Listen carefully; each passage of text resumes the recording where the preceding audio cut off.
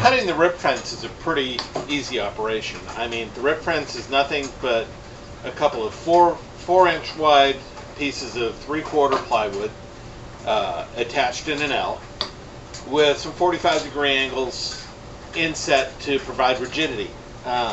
So getting on with that, what I have here is I've got my temporary rip fence set at 4 inches from my blade, and I'm going to go ahead and I'm going to make 2 passes with my sheet of 48-inch by 24-inch plywood, and from there we'll use their new cross-cut sled to cut those down to where we want to be, cut a couple of 45s, and then when we put it all together, we'll add some clamps to the bottom, which we made ourselves in our hardware modification portion, and we'll have a rip fence then. So let's just go ahead and do our cutting.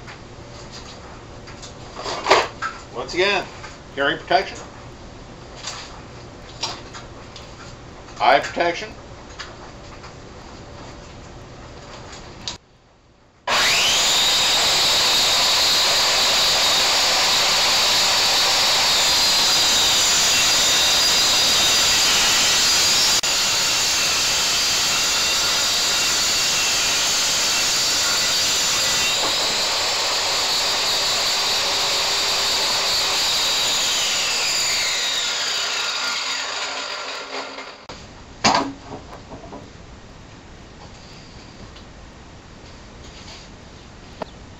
Alright, our ripping is all done. Now we have to make our cross cuts for our base plate and our face plate. You see I've got my saw set up, so it's going to just cut through. I don't have the blade up so high that it's going to be way up in the way. I've got it aligned with our line, so the blade is going to be cutting on our waist side and just nicking our line. Other than that, it's time to rip. Hearing protection on.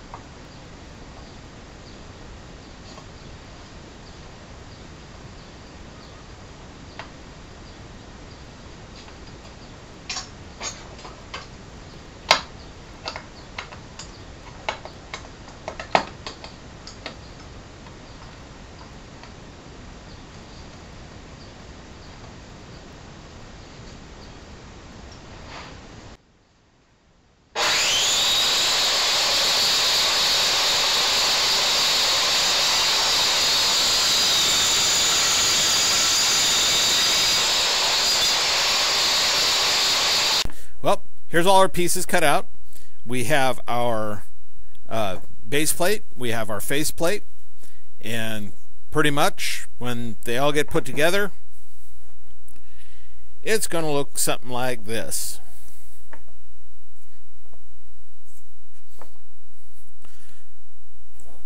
So this is what your fence is going to look like. But before we get to that stage, we got to do a little bit of layout. So on the base plate, I'm going to measure in 5 centimeters from the ends, because this is where my first brackets will go. That'll ensure that I've got enough room for tightening and loosening the clamps that are going to go on the end. I also have to measure in 2.5 centimeters from the edge,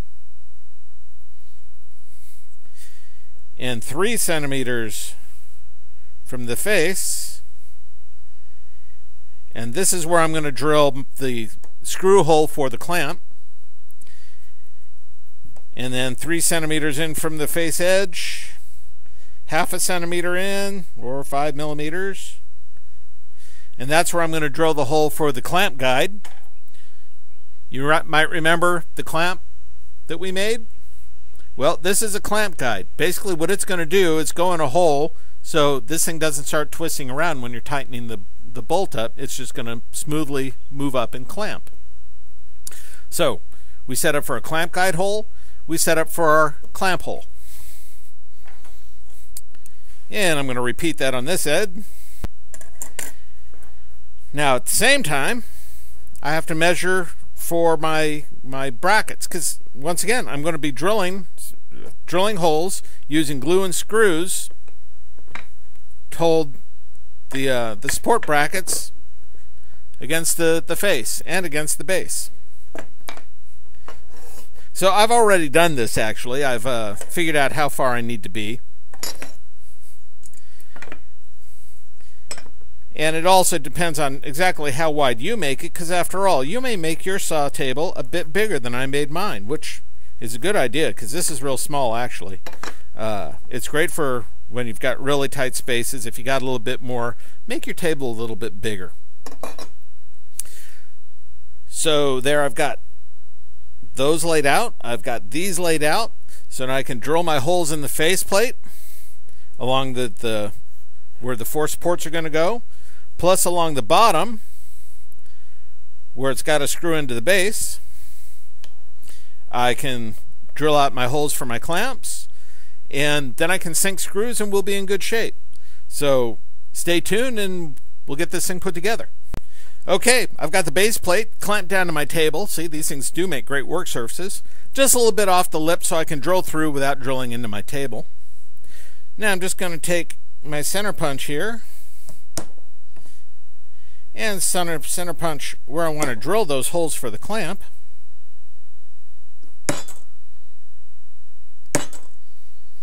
That'll give my drill bit a nice place to start and it won't wander around at all.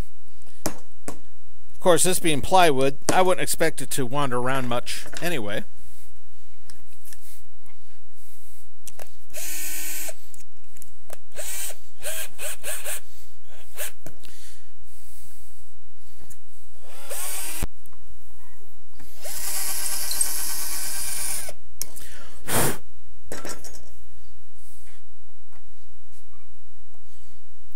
Oh yeah, and our clamp guide fits down that hole real nicely. Snugly, but not too bad.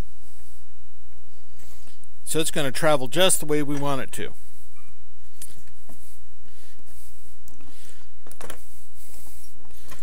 So that takes care of our base. Now comes our face.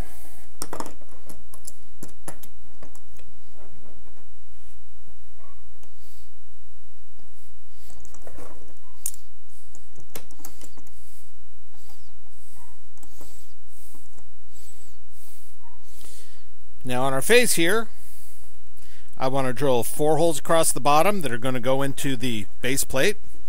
They'll go into the face of the base plate, since that's how the base plate goes.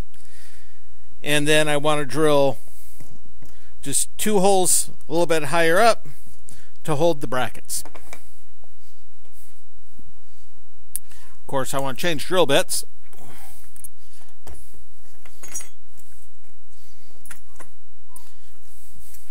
Going to switch over to an 1/8 inch. In case you didn't hear that, I'm going to go to a 1/8 here. Well, I'm going to repeat this process for one more hole going up in each position, and then I'm going to countersink them, and then I'm going to start assembling. So, be right back.